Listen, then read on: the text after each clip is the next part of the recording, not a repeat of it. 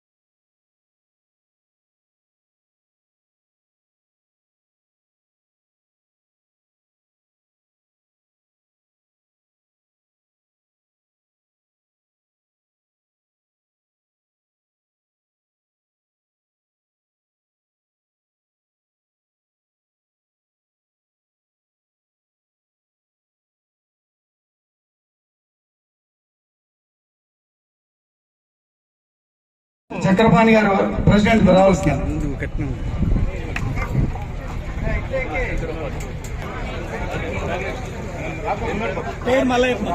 రాజు కే రాజు Durgaiah society president గారి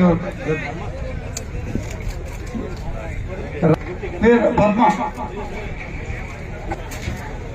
ladies society president గారు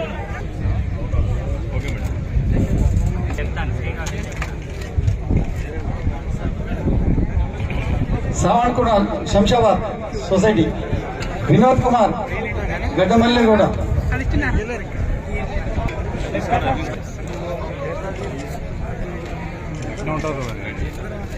G Narayana బ్రహ్మాండంగా పెంచడం,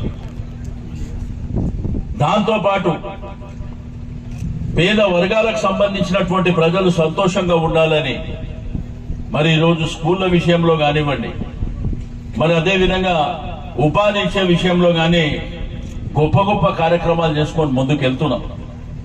కాబట్టి నేను మీ అందరినీ కోరుకునేది ఒకటే, మీరు ఇక్కడ మీ సంపద పెంచుతున్నాం, దాన్ని మీరు అన్ని విధాలుగా వాడుకోవాల్సినటువంటి అవసరం ఉన్నది.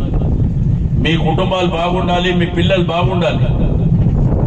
రెండోది, కిషన్ రెడ్డి అటువంటి నాయకుడు పోగొట్టుకుంటే మీకు పాతకాలం గుర్తుంటది కదా, అంత దరిద్రంగా ఉంటుంది. ఎవడు ఉన్నాడు మన దగ్గర, ఆ రోజు గెలిచినోడు కూడా ఎవడు ఉన్నాడు, కానీ ఆయన సౌమ్యుడు, అందరితో కలివిడిగా ఉండేటువంటి వ్యక్తి. ముఖ్యమంత్రి గారికి, కేటీఆర్ గారికి అత్యంత ఆప్తుడు.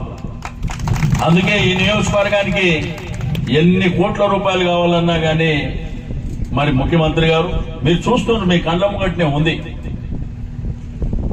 ఇప్పుడు ఇంత పెద్ద చెరువు, ఇది మన ఆస్తి కదా.